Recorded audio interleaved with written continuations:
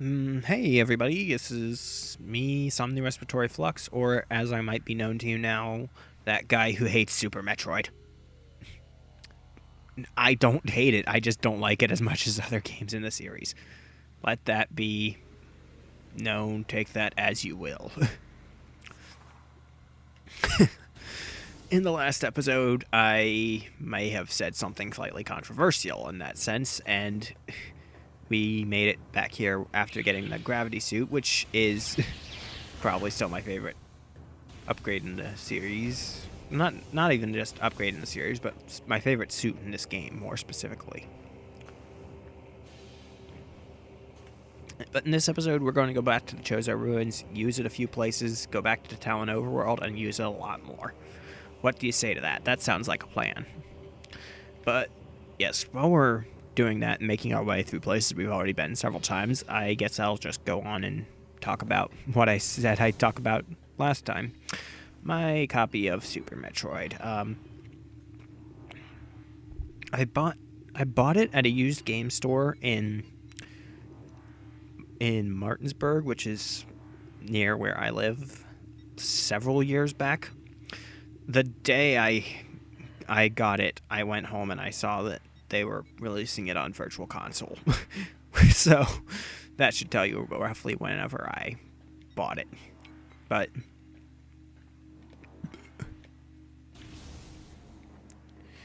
anyway, I bought that. I went home and I put it in to play it because I had never played it before, and I was actually really wanting to because I had heard a lot of good things about it, and well, I still would say I like the game in general, but I have difficulty playing it that I don't with the later 2D Metroid games, so I can't praise it as highly as other people like to. But to some people, that would be equivalent to saying it's a terrible game and should never have been made, even though it basically made a lot of the things I love about the series.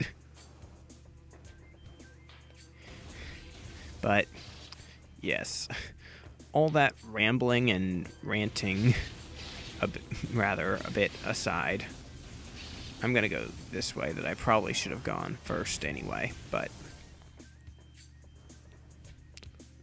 actually, no. This would probably be the better way of going about things. But yes, I brought it home and I put it in my Super NES that I still play. It was a Super NES copy of the game, and I still have a Super NES. It's actually on right now, although the AV cables for it aren't plugged in, and I'm gonna make a break for it. It's probably not a wise decision, but this honestly isn't the worst room you could attempt to do this. If they knocked you off the spider ball track, it'd be kind of annoying, but yes, that was more successful than I was thinking it would be. Yes, I put it in, turned it on. All three of the files said the same thing. And that same thing was not, in fact, no data. Also here, there's a little room back here.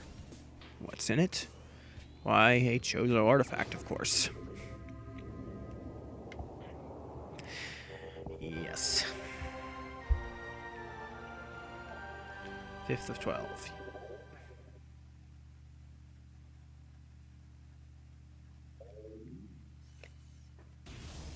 But, yes. But now, usually in Super Metroid, if the file is blank, it says no data. Games in the series generally do that. Games in general generally do that, because no data means there's no data. But for some reason on this copy, all three of them said the same thing. And that was to display a time of 0 minutes and 0 seconds and a health of 0 energy. Now, I didn't question this at first because I didn't know it was supposed to say no data because I wasn't paying attention and I was younger and sort of dumber. But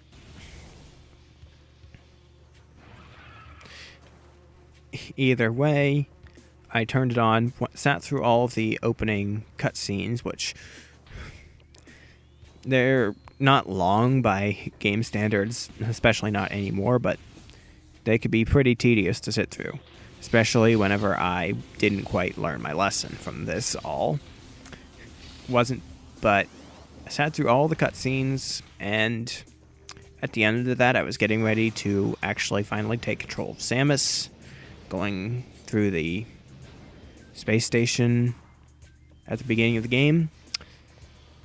And I wasn't even halfway on the screen whenever I just suddenly died. Yeah. The game literally loaded me with no energy, and I died before I was even on screen.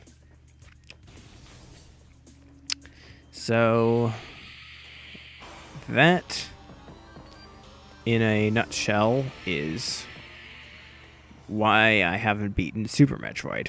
One of several reasons. Probably the most likely reason, though. Because basically, that means I would have to beat the game entirely without turning off the system. Now, that's not hard to not turn it off in general, but sometimes I don't necessarily have the patience to complete the game in one sitting, and usually what happens is I leave it on for a while, and then one day in the middle of me trying to play the game, or, well, not in the middle, during one of the times I'm not playing it, but you know what I meant, and the power just goes out, and the game turns off, and resets, and my file is gone, replaced by 3 files saying 0 time, 0 health. It's slightly annoying. Also, we're never going to have to go back into this room again. Hooray! But yeah, so that's kind of my story with Super Metroid. I find some of the controls a little difficult to get used to, especially when I'm so much more fond of the fluid controls in the more recent 2D Metroid games. And on top of that, I have trouble beating it in one sitting because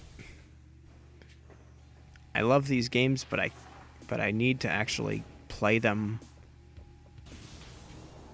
faster in order to actually want to play them all in one sitting, because playing a game in one sitting, it's not something I've ever really done. Like playing through an entire game in one sitting. It's something I'd like to do in some form, just to say I have and can.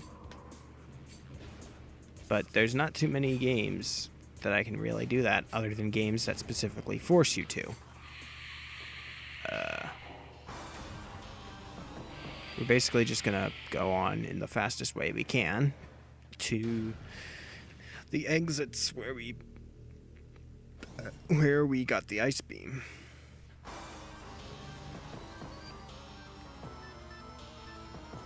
The room becoming dark is not conducive to that. Yeah, I mean,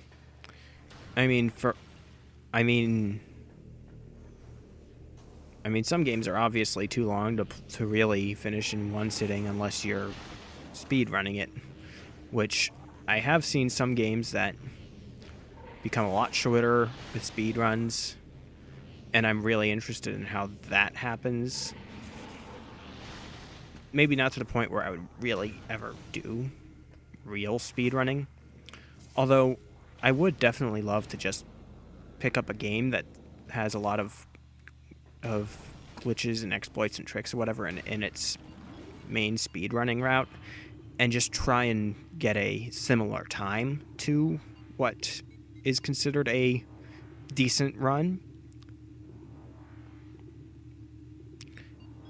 Or, well, by my standards, it would probably be a little less than decent to speedrunners' standards, because I'm not generally of that mindset to really care that much about it.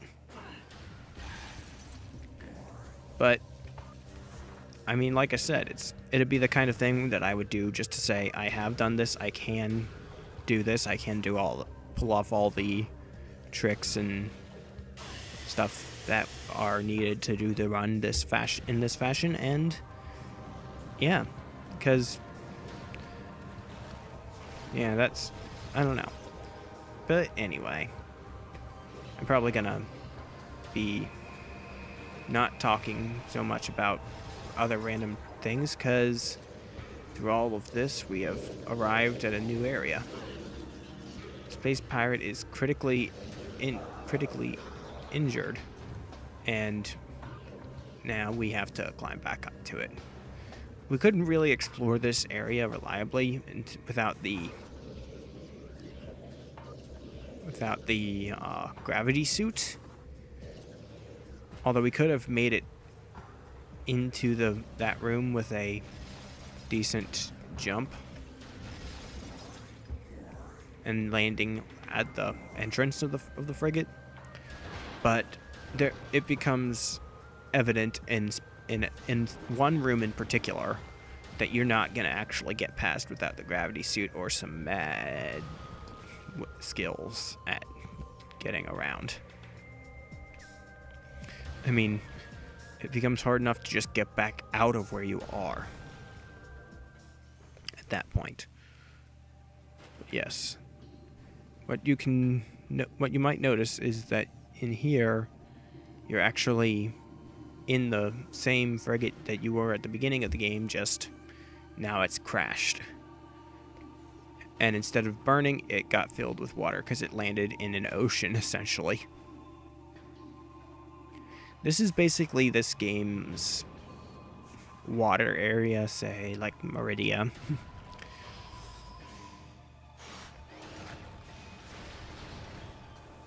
These turrets, you have to use a couple missiles still, but you can freeze them solid. And also, for some reason, that sap sack is a different scan than most of the other ones in the game, and it doesn't count towards your logbook.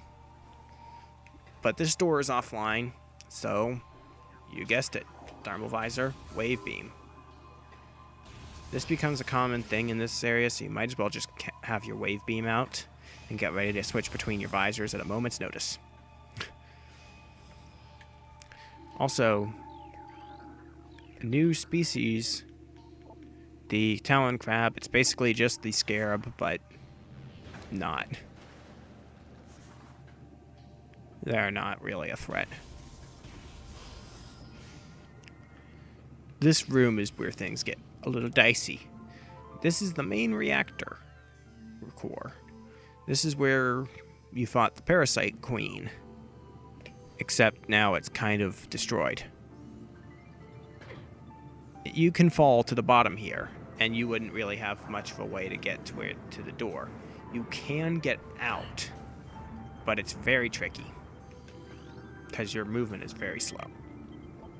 This is the Aqua Pirate. It's basically a space pirate flying pirate with a gravity suit. Basically, thermal tracking is considered very useful.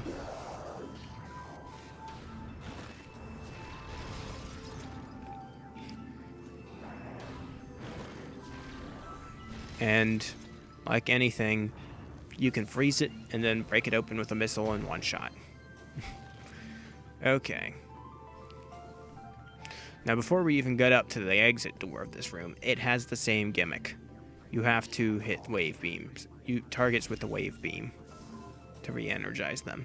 That's going to be pretty much everywhere in this ship because, well, the ship is offline because you basically caused it to wreck. It's the wrecked ship. Okay, there's a fourth one that I missed. Dope. There it is. And basically that door opens. Or unlocks, anyway. No. Why did I switch to the power beam when I was trying to turn my visor off? I don't know. because I'm bad at games. But anyway, I feel like there's something that should be threatening me in here. But if you notice, this is the room, same save room you went into at the beginning. It's still active. That's odd.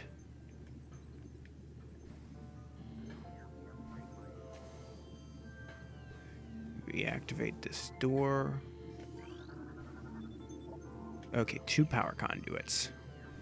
That one didn't even actually turn on because it got blocked.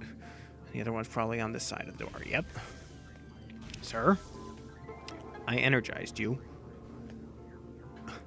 That could be taken out of context. Now, this elevator we rode in the beginning of the game now is an energy tank for some reason, so just blow open the door and grab it. That is very, very nice. Wow, I just realized how many energy tanks we have. There aren't too many of them in the game, and we have a lot of them already. Now, keep your thermal visor ready to shift and check throughout this room, because there are several power conduits as you're going up, and you're not going to want to miss any of them, because then you'd have to go back down and find the ones you missed, and it all becomes kind of jumbled. That's not exactly the best way of phrasing it, because it doesn't really become a jumble. It just becomes, where did I miss one? Where did I miss one?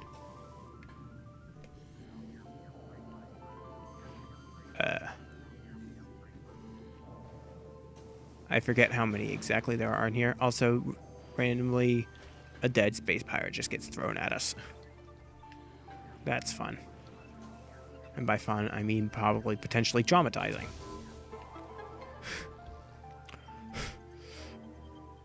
But yes, that turns on the door. And go through here. This area is noticeably smaller than the frigate was at first. I'm pretty sure there's a disable switch somewhere. No. Maybe it's on the other side of here because it's mean. No, it's not. Also, I'm pretty sure there's one of these doors. I think somewhere down here there's a door like those. Cordite door. Oh yes. Also, these security drones are different than the other ones because they're in the water. But they're still similarly fragile. But anyway, this door, blow it open with a super missile and grab yourself another super missile, basically. And the ability to hold that said other super missile. Also, the door is not powered, so we have to power it. Wave beam again, sir.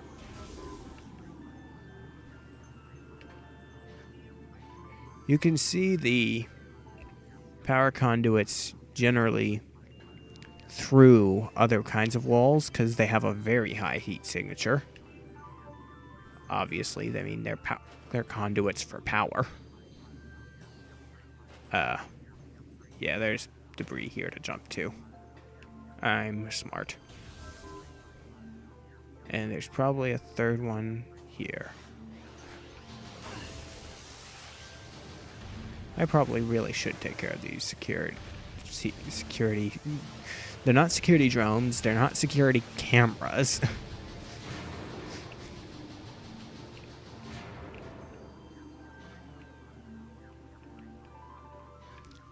Is the door online? No, it's still not online. Where's this third power conduit, though? Oh. It's right there. I'm smart. I have displayed my smartness so many times in this video, haven't I? Anyway, jump down here and these underwater Swispers, which actually, now that I think about it, they aren't limited to the floor. They are actually just as prone to appearing on the walls as the regular ones. There just aren't very many places where you're underwater in this game.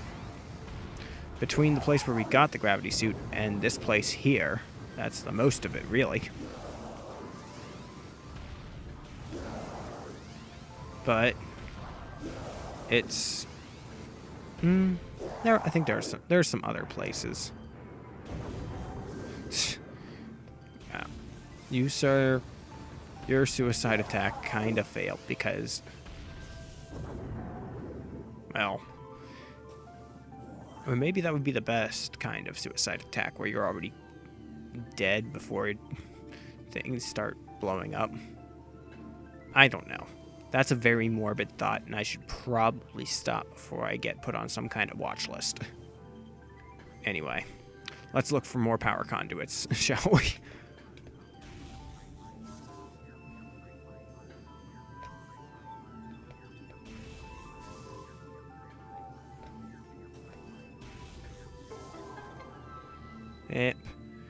Usually when you get enough to open the door, it'll actually show you the door becoming openable.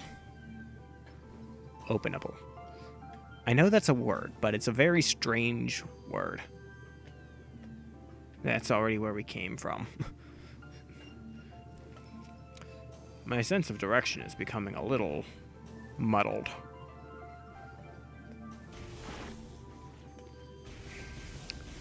And I'm pretty sure we're nearing the end of this place. Yes. That kind of blew up. Oh, and then there's a space pirate just kind of floating up to nowhere. The nowhere that's up there that's in the room, but we can't reach. Lovely. I feel like something here.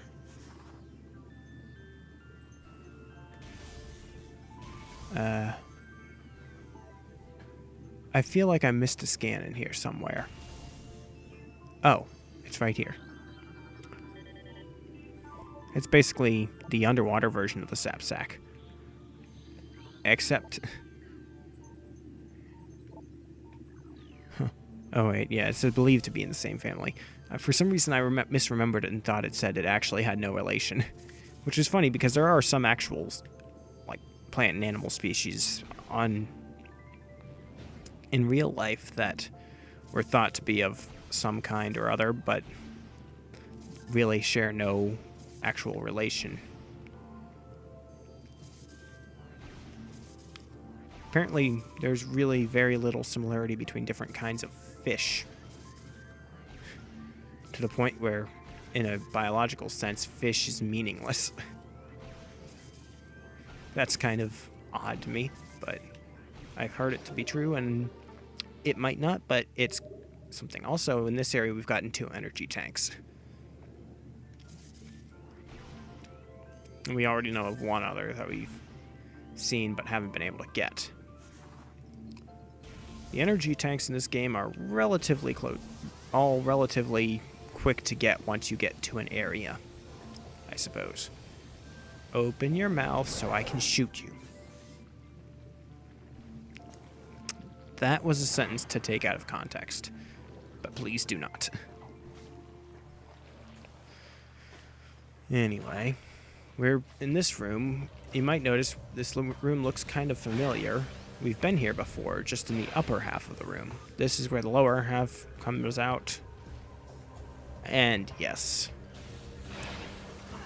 as you might be able to guess, now that we're on this bottom half, we can actually open up the way between them and make things a lot easier for ourselves. Just use that spinner and it's done.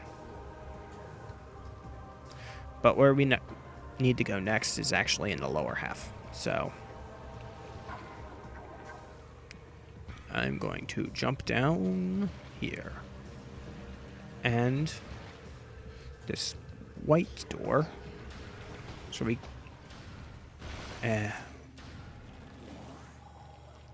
intense radiation detected. What is this? Blue stuff. It's warning us about. It looks dangerous. Sir? You distracted me from my ominous foreshadowing. Access to Phazon Mines East granted. Please step into the hologram.